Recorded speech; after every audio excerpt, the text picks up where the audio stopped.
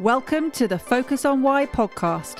I'm Amy Rowlandson and I ask my guests one simple question. Why? Focusing on the importance of why, I share with you the relatable, uplifting and inspiring conversations I have with people from all walks of life. This podcast will encourage you to focus on your why to enable and empower you to achieve the success you desire. Have a purpose, have a plan, focus on why. Before we get started, are you thinking of creating a podcast or are you a podcast host already? As a podcast strategist, I can help you to launch or relaunch a purposeful and profitable podcast, which will inspire, entertain, and educate a global audience. Simply book in a one-to-one call with me right now via the Calendly link in the show notes, and together we'll focus on the purpose of your podcast. Today on Focus on Why, I am joined by Cyril Mannion. Welcome, Cyril. Hello, Amy. It is delightful to be here. Well, it's been a long time since we last spoke. It was earlier this year as a result of you tuning into one of my episodes and finding me through another episode. I think it was Jeremy Nicholas that you discovered me from. Yes, I'm a big fan of Jeremy Nicholas. I describe him as my guru. So I first heard about you when I listened to Jeremy Nicholas's podcast with you. And yes, he's a star, really. I've been a big influence on my life. Well, he brings humour to the conversation, which is always welcomed, isn't it? Oh, we try our best. I tend to talk about technical subjects, so you have to kind of drag humour in by the scruff of the neck. But he's taught me quite a lot. Well, if anybody's thinking I need to listen to that episode, it was episode 156, Talking Funny with Jeremy Nicholas. So definitely dive into that one. Thank you. So let's talk about your world, Cyril. What is it you're doing at the moment? Well, what I'm doing at the moment is trying to make the big decision. Am I going to kickstart my speaking business back into action? Because I started speaking really just after I left British Airways. I did a talk to a local Rotary Club, and I got so enthused that I thought there might be some fun in doing this. So when I went back flying again, I collected loads of video and stories. And then when I stopped flying properly, which is nearly 12 years ago now, I started speaking, and it went down quite well. And I got some feedback, including suggestions that I went on the cruise ships. And that led to getting introduced to a cruise agency. And I went down to see this person, did a demonstration. And he said, how many talks have you got? And I said, well, one at the moment. He said, well, we need a minimum of 10. And so he was very helpful to me and coached me and suggested ways I could split my one talk into 3. So I followed that advice and then started researching for my other talks. Yet to be decided what subjects I was going to speak on.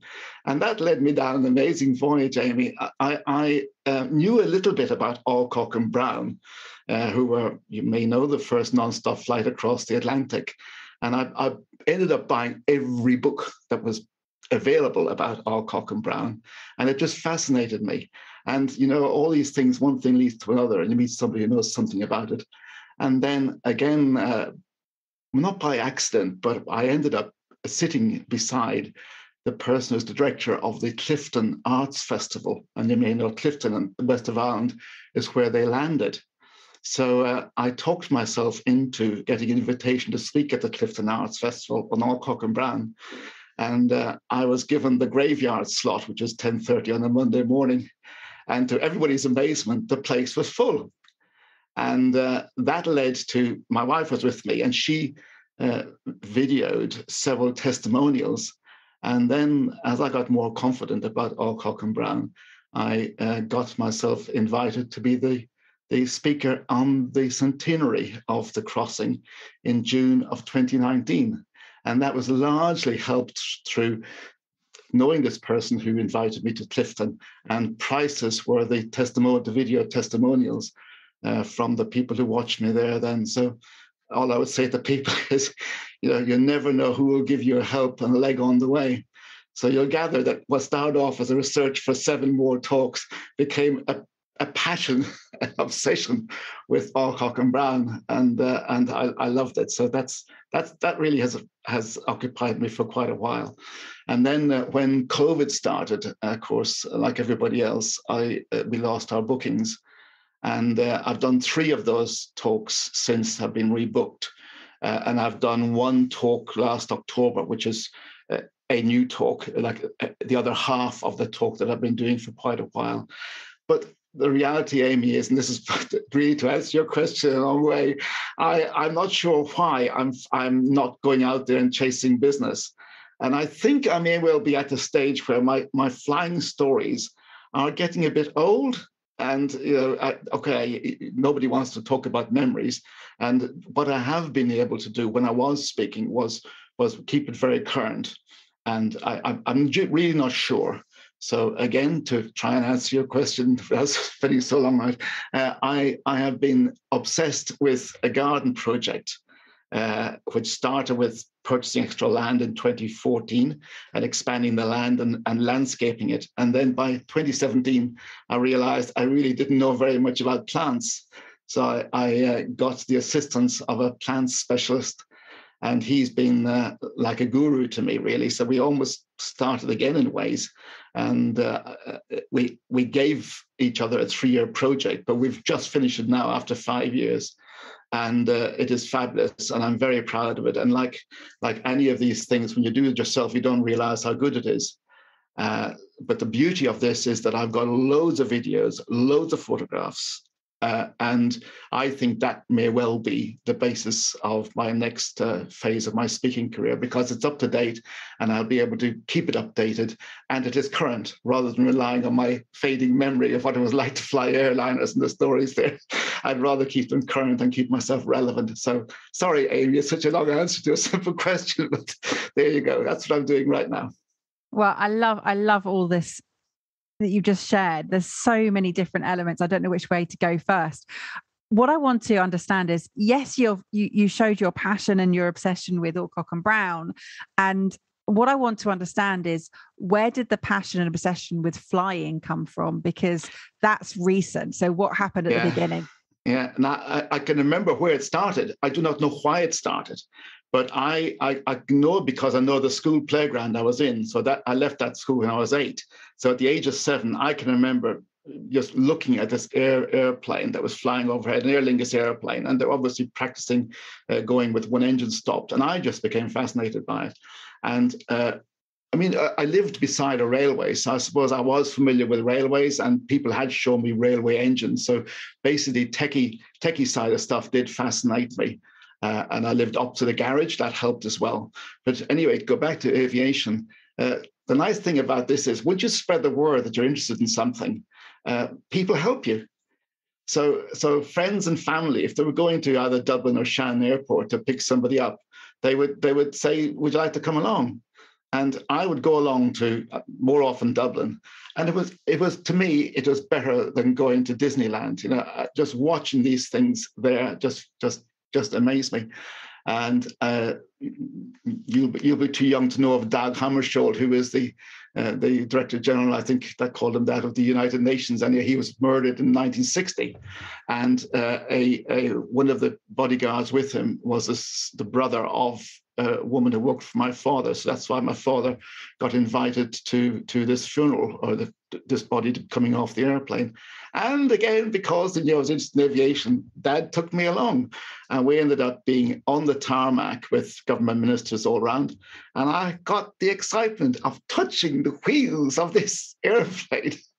All I did was just put my hands on the tire, and again, it was amazing. So, Amy, I don't know where this passion came from, but I bought every book that I could get on it, and I set my heart on being an airline pilot at about that stage. So, starting at 7, right through to teenage years. And it's interesting you said that you know where it originated, but you're not sure why. So let's see if we can unravel that somehow in this conversation somehow, because it will be there. It will be there, and it will be what is relevant to, and what you want to share now has stemmed from that early sort of obsession and passion. Yeah. So talk me through the journey that it took you to get into the aviation industry? Well, that was a very circuitous route. I had lots of distractions in my teenage years through certain family misfortunes. And my mother got a brain hemorrhage in 1965. And as she recovered, my father unfortunately got rheumatoid arthritis, and he died about a year after she got ill. So that rather disrupted my education. But nevertheless, I had still kept focus on the objective, which was to get into Aer Lingus. And I got the required education, a number of O levels and stuff. And it was unfortunate that in September of 1967, when the next recruitment was, they changed the age limit. So now I was 8 days too young on the 1st of September. And I still, sent an application form into them, but it obviously didn't get through the first gateway, and I was rejected. So then on the same day, I sent applications into the Royal Navy and the Royal Air Force to be trained as a pilot. And the Royal Navy were first out of the blocks and invited me to go across to Biggin Hill to do the aptitude tests, and then down to Gosport in Portsmouth to do the officer assessments. And 3 weeks later, I did almost exactly the same thing with the Royal Air Force. And to my amazement, or delight, I should say, first of all, the Royal Navy offered me pilot training. And to my amazement, the Royal Air Force only offered me navigator training. And it's a kind of another story. Apparently, at interview, when the Royal Air Force said to you, if you were offered navigator, would you accept it? The answer should be no. But of course, I said yes, thinking I'll get my foot in the door and I will change their minds once I'm inside. And without going through every blow of it, I didn't end up joining the Royal Navy because of government defence policy in 1968. And they deferred my joining date. And I meanwhile, then recontacted the Royal Air Force and tried to persuade them to change their mind. And I failed in that. But balance of the two and a small bit of family pressure, I ended up in the Royal Air Force. Again, absolutely confident that I would persuade them to change me across to pilot training. And after 5 or 6 applications, I had almost given up. And then in 1980, I was no longer too old. They told me in 1977 I was too old. In 1980, I was no longer too old. In 1980, I was no longer such a brilliant navigator that they couldn't afford to lose me as a navigator. In 1980, I was now based at Cranwell, which is a surprise, a pilot training base. And surprise, surprise, the job I was doing, which was going to be my promotion job, was disestablished. And again, surprise, surprise, the director of the department I was working for had been a previous squadron boss that had processed a previous application. And he'd given me the advice that he'd known many navigators who wanted to be pilots, and they'd all succeeded. Some of them didn't get the route they'd like, but they all succeeded. So if you really feel like doing that, never, ever give up. And this was the man processing my application. And it's funny, the morning I spent the weekend with a friend drafting this letter, and I'd learned a lot about writing letters and all that kind of stuff by then. And we'd written this perfect letter, and I was walking down the corridor on the Monday morning, and the boss saw me, this director, and said, and then he gave me the news, which I'd already suspected, that I was based in a job was going to be redundant. And out of my envelope, out of my briefcase, I pulled saying, well, the letter is already here, boss. And he altered one paragraph, and the rest is history. So I have thanked him on my 60th birthday. I contacted him again and said, this is what I've achieved, and largely down to your nudging and encouragement in 1975, and then in 1980, here I am. Wow. So let's just try and track out. So that's a 12-year journey. Is that right? It was 12 years to get from applying through to actually getting acceptance. Yeah. Okay. 1968 or so, and I thought I'd got it, and the Royal Navy, and it changed. And in 1980, I started training when I was 31 years old. Yeah. Surrounded by 18-year-olds, 20-year-olds. So that's a 12-year journey of focusing on why. Yeah. Amazing. Yeah. Never lose sight of the objective. No. So tell me, what happened in 1980? in 1980, I was so lucky, really. I went to once I was told my job was made unsuccessful, and I went down to it's in Gloucester, a place called Barnwood, as it was at the time. It's a career management place, the HR place, and the officer there dealing with me read my tea leaves, so to speak, and I said to him, "But I'm at Cranwell, and it's on the record I wanted to be a pilot. Is there any chance?" And he was so supportive. He told me the relative aptitudes I had for pilot and navigator, and I had a higher aptitude for pilot than I had for navigator. So that went in the application form. And the other good fortune I had was I phoned up my wife, and we had 2 children under the age of 2 at that stage. And I said, Charlotte, it might all change. And the kind of good woman she is, she says, okay. So complete career planning got turned upside down again. And I stopped being a desk officer in June of 1980 and moved up the road to being a trainee pilot. And I was very fortunate, really, in that I obviously have a natural aptitude with my hands and legs and eyes and all the rest of it. So I could make the airplane do what I wanted to do. So I encountered no problems at all with the physical side of flying airplanes. And of course, at that stage, I'd done nearly 12 years as a navigator, so I knew a lot about the aviation side. So I was very comfortable in the air. So without being too cocky, I had no difficulty with the training. And Amy, I can't tell you, it was like, I remember one afternoon doing my aerobatics over Bourne, or that part of Lincolnshire. And here I am in this beautiful, beautiful January day, flying this airplane, doing loops and all the rest of it, on my own for an hour or so. And I just stopped. I had to stop. I don't mean physically stop in the air, obviously, but stop the aerobatics because my eyes just filled up with tears. I was just so happy. I just said, I can't believe I'm getting paid for this. And I'm having the time of my life. It was just absolutely lovely. And I had at this stage, of course, still hope to go back to flying transport airplanes, because that would have been a step closer to my airline ambition, which was still the focus. But I was taken behind the bike shed, so to speak, and they said, "You are going fast jets, whether you like or not," which means fighters and stuff. So suddenly, as from being a Hercules navigator, I found myself being sent to Valley to fly at low level and fly fast jets. And again, I was very fortunate at Valley. I had a wonderful one instructor, but others were also extremely helpful. And I ended up, doing very well at Valley. And then, the next stage of the course is going down to Chivener, where you learn now to use the airplane as a fighter, or as a killing machine.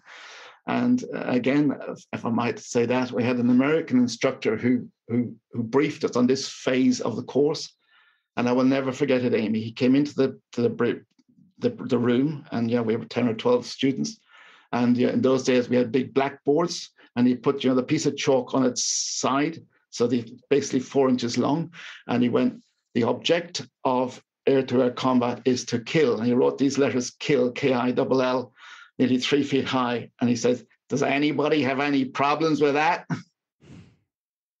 It's a very sobering moment to realize, okay, you can fly the airplane well, but from here on in, you're going to be taught to use it to kill people. I didn't have a issue with that, but one person did on another course with me, a good friend. And he subsequently became an airline pilot, but he couldn't go on and do that part of the role, so to speak.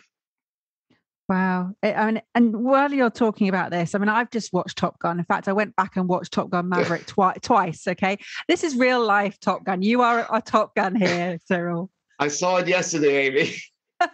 Isn't it wonderful? Yes. I have to suspend some of my experience, but yes, it's entertaining. And Tom Cruise is just brilliant. Just brilliant. Okay, so don't sort of rattle any of our illusions or sort of put them into shame in terms of how real it was, because it is obviously a film. But Yeah. Explain to us what that meant to be serving your country, to be flying a fighter jet, to be essentially someone who has been assigned to kill. It's a very timely question, because I was in Normandy on the beaches a few weeks ago, and I had never been there before, but I was with 7 others, all ex-army or ex-service. And it affected us all deeply. And bear in mind, we'd all been trained, and I very proudly left the Royal Air Force without a medal, but I was ready at any time, and I was on one of the first to start flying the then new Tornado, and very much our first role was the nuclear role, and I'll come back to that in a moment. So I had no problem focusing and saying, as you say, to serve Queen and country. That's what I'm being paid for. That's what I'll do, and I was no problem focusing. If the bell goes, that's what I'm going to do.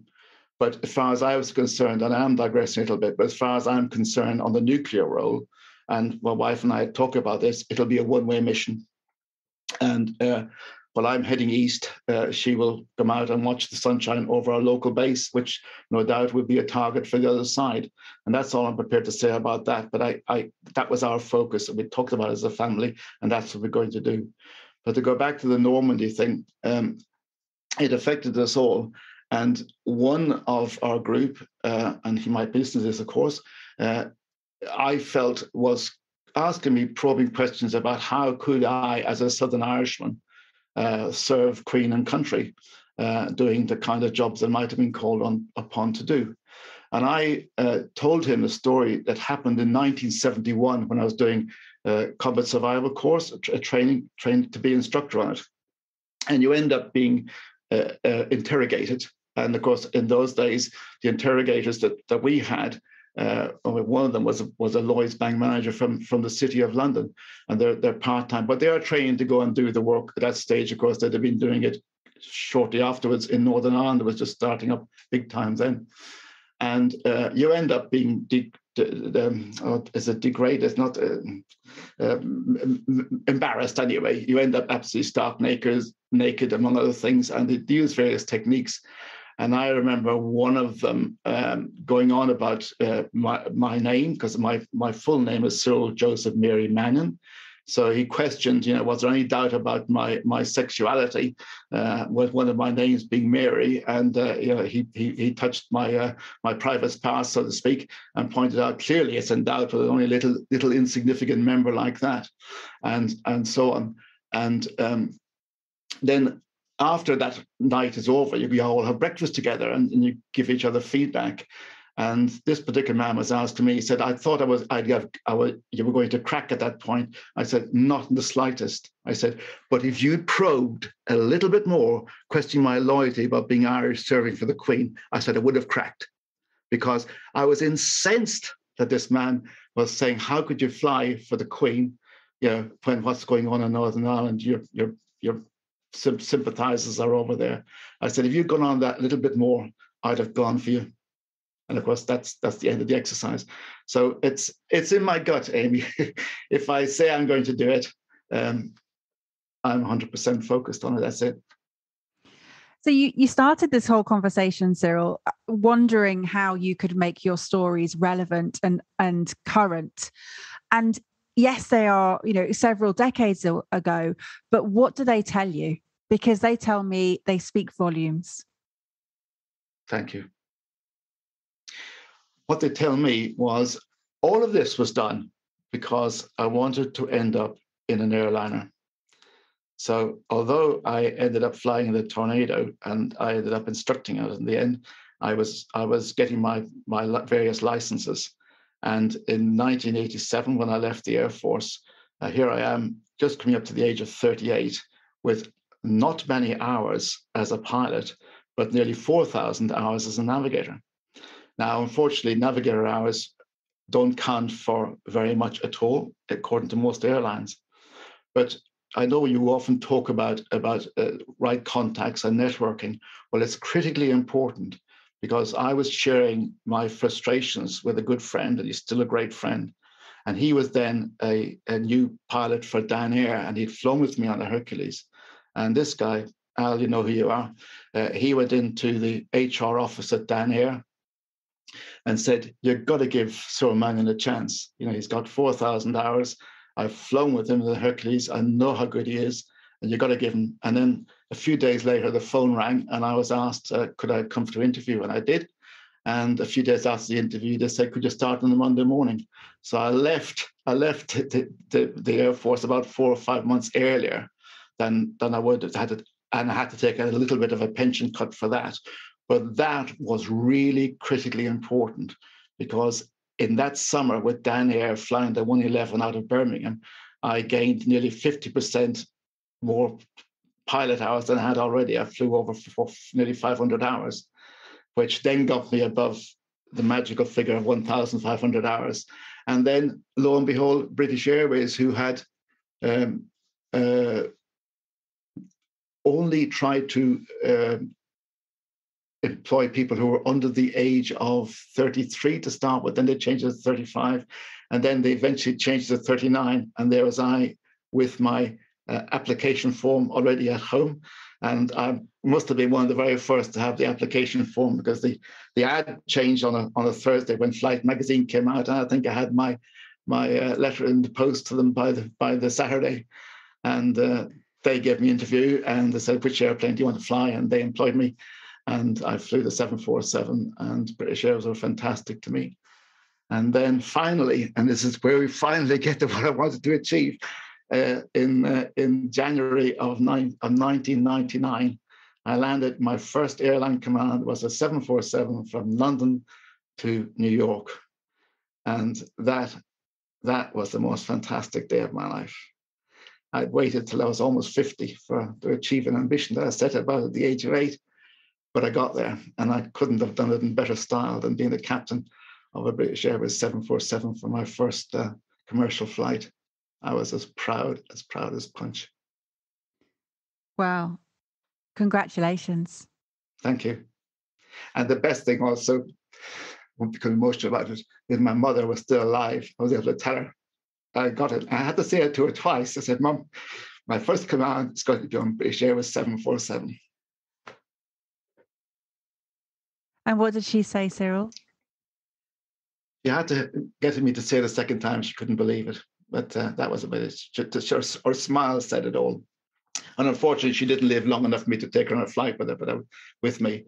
But I've taken some of my sisters, and not unfortunately, my brother could never manage to come.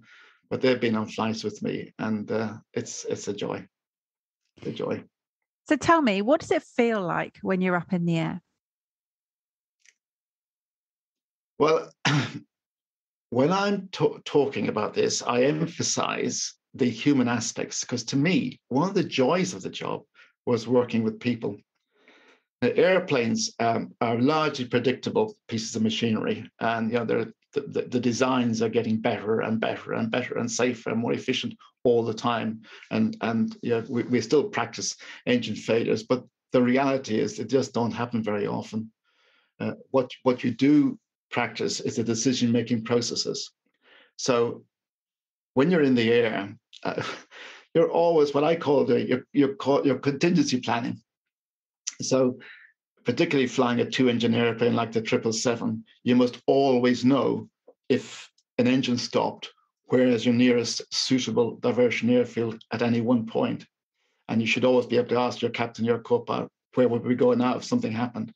So that's one of the things you're doing in the back of your mind all the time. But it just becomes second nature. You do that as a matter of course.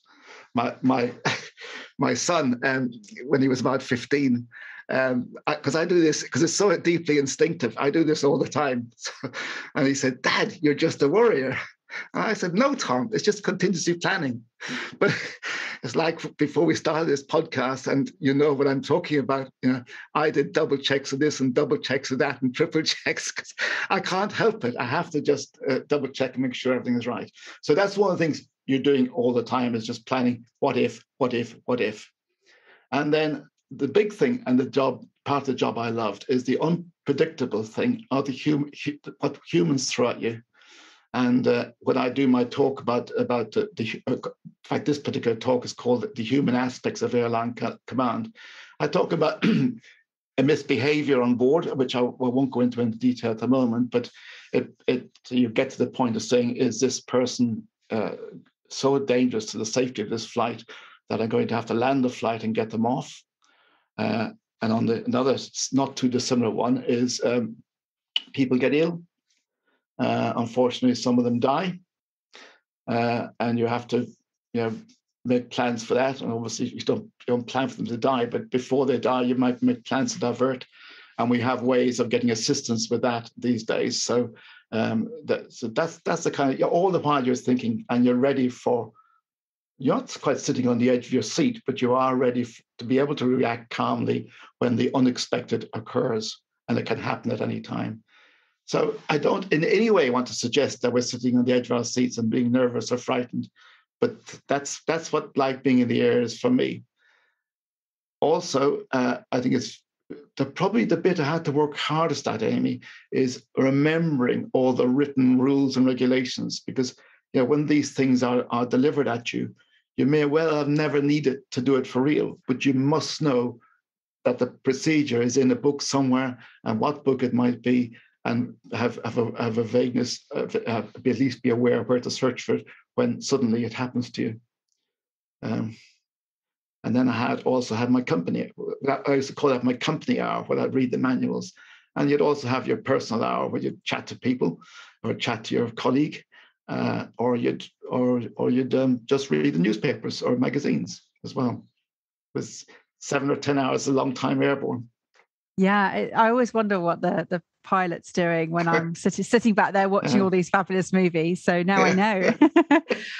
But in terms of your sheer determination, your real consistent focus, and that ability to analyze risk, and that ability to respond to any changes and to plan, but also be aware that in the moment you need to have a completely different plan that is adhering to the rules and regulations. I recently read Black Box Thinking by Matthew Syed, which talks about the aviation industry. Yeah.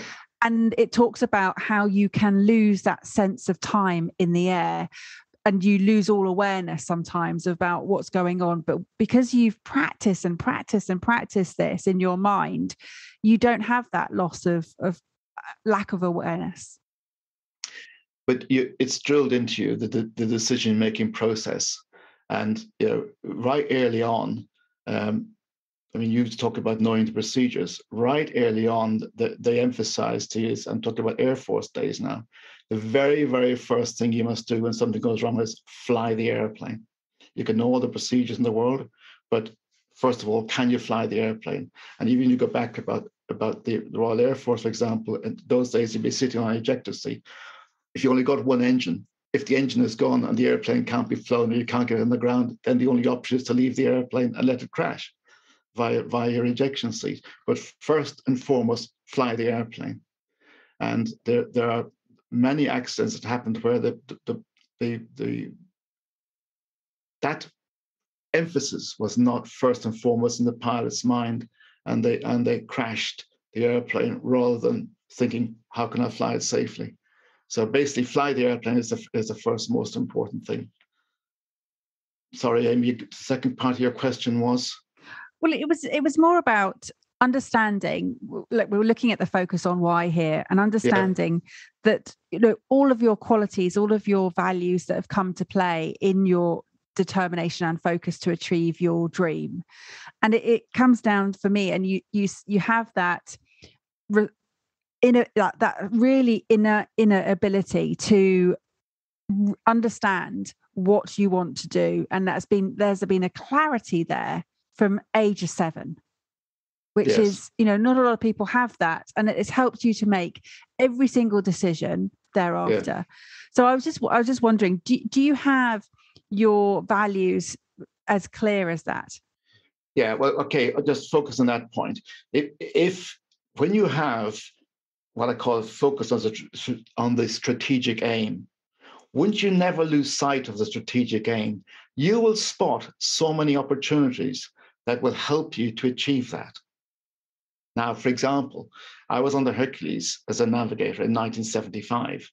And navigators were a dying breed. There was no future for them. But once you got an above average rating, you could get what's called a flight navigator's license by doing just two exams. Now, so I would often got myself a flight navigator's license. And people said to me, "You're crazy. There's no jobs for that." But wind the clock on to 1986 or 85, 86, when I was getting my airline pilot's license. And the procedure is quite a lot of exams, a lot of navigation exams. So I just asked the Civil Aviation Authority, would my now out of date 11 or 12-year-old flight navigator's license be valid? And to my amazement and delight, they came back to me and said, "Are you still flying military airplanes?" I said, "Yes, I'm a pilot of the Tornado." They said, "Well, that's current military airplane. We'll revalidate your flight navigator's license." And that exempted me from a huge amount of the exams that I would otherwise have to do. So that's why I think once you keep focusing on the aim, all the other little things that will contribute to it just come out of the woodwork. It's like I mentioned about my friend in Dan Air. People what will help you. So focus on the aim is critically important. And again, to go back to saying, when something goes wrong on an airplane, fly the airplane and focus on getting it all safely resolved on the ground. And then you that being the aim, then everything else is, whatever it might be, is required to contribute to it, will be really obvious. And I don't know, I enjoyed making those decisions and felt comfortable enough doing it. And the values, Cyril, what do you have as your core values? I'll think about that one moment. I think a sense of right and wrong.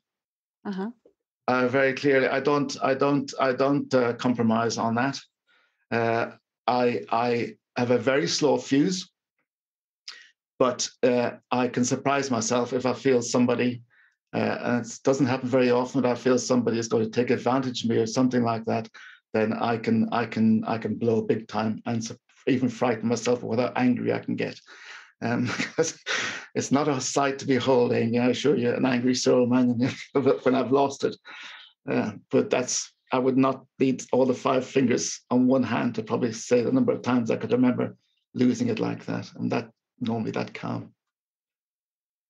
Now, I've just realised that I'm sitting here talking to you, and I have very few things on my desk, but I have 2 relevant items that I absolutely love, and they're relevant for this conversation, and I'm going to show them to you. And one is a tiny little red arrow. There we go. A Royal Air Force red arrow. Yeah. And delightful the other airplane one is Concorde. Wonderful. I'm having lunch tomorrow with my friend who is one of the Concorde test team. He's nearly 90. So that's you must have had telepathy, Amy, to show me 2 favorite airplanes. The Hawk was the one I flew at Valley. It was a delightful airplane. Yeah. Isn't it funny? I mean, I've been obsessed with the red arrow since I was a kid. And again, when I went to university, I went to Reading University, Concorde would fly over every single time. You would have to stop because you couldn't do anything else. It was so loud. It was fabulous. And so I have become, I was gutted I never got to fly on it. But I have actually interviewed Red 10 at one time and taken photographs of the red arrows for magazines. Love it. Absolutely love them. So this has been a really fabulous conversation. And I really encourage you to use the lessons that you have and the values that you hold and the relevance to business, the relevance to people from an individual perspective as well, that you have taken from your experience over the last 40 years. Because it has been longer than that. It's just incredible to see. Oh, thank you. But to see this focus on why from the age of 7 to today, and to have this passion combined with a plan to achieve what you wanted to do. I mean, absolutely embodies everything that I talk about from a perspective of focus on why. Thank you, Amy. You're very welcome. It's been, and I saw how emotional you got when a couple of times actually, when you shared about how you couldn't believe you were going to get paid for this as a job. Yeah. And then that time when you were doing loop the loops, and then when aerobatics, and it's amazing. But then also when you were able to tell your mother that you had achieved your dream. Yeah, that was fabulous. Yeah. So what's next? Well, what's next? That's where we started, really. I'm in this stage of my life, really. We're obviously comfortably retired, and I want to sort of still go back to doing what I did before, or shall I find something new to focus on? And whether I'll go down the speaker's route or not, I just haven't decided yet. I think, to get this garden project fully finished, which we're really virtually on the threshold of doing that now, and then see what happens next. Until COVID, I saw the future as doing at least 1 month cruising each year, but neither my wife nor I like the way cruising is going at the moment. Until a lot of the restrictions are removed, and you can properly socialize on board, I don't think we're ready for that. We've just had a series of short holidays in Europe, and I think I'd like to do some more holidays in the north of England. And maybe out of that will come a rekindling of some new focus on why, and say I want to go and do that. But you're never too old to start something new, Amy. So I'm not sure to answer your question, but I know that if I decide to do it and weigh it up, I will make it happen. Well, with your focus on a strategic aim and being able to spot opportunities, I have no doubt that something will arise very soon, because you have got that incredible never give up attitude, and absolutely, I'm with you. Never too old. I always talk about midlife beginnings, and it is a case of there's always opportunities there. You just need to go out there and look for them. Yeah, that's true. That's true. Yeah. So Cyril, someone's listening to this and they want you to come and speak to them. Maybe it's to talk to them about Alcock and Brown. Maybe it's to talk about determination or how to follow your strategic aim in life. Where can they reach out to you? I have a website. It's called captaincyril.biz. So that would be the first point of contact. It's got my contact details there, and it's got some testimonials, and you'll get the idea of the kind of thing I speak about. But I like the way you've just suggested that I could broaden out a bit, because I did one talk. My son is a assistant head at a school, and he got me to talk to them about the no blame culture, because the improvement in safety in aviation comes from not having a blame culture. We just look at what went wrong and how can we change it to make sure it's safer the next time round. So I would love to develop more talks maybe on a no blame culture and that way to go, and maybe take some of the lessons from my aviation background and adapt them to maybe the corporate world or whichever organization thinks I could help in that direction. 100%. I think that's a fantastic idea. And having read Black Box Thinking and understanding where that no blame culture is involved in the evolution of medicine and in the aviation industries particularly, and having that sort of ability to reflect on what's gone wrong and how to improve going forward. It's and having that ability to claim responsibility without the feeling of being victimized or blamed, that's a great idea. So Cyril, it has been an absolute whirlwind. I feel like I've been doing loop the loops up in the plane, and I don't think that my aptitude would be as natural as yours with the physical side of flying and doing that. But it's been an absolute dream having you on. Thank you so much. Have you got some final words for the audience, please? Well, I think I would just reiterate what I said during the talk again, is no matter what you're doing, just never lose sight of what the objective is. And then you'll be quite surprised how people will spot what you're trying to do and will try and help you. Or friends or other contacts will say, oh, Cyril, or whoever your name is, have you thought about doing this? Because I've got a good contact here that might help you.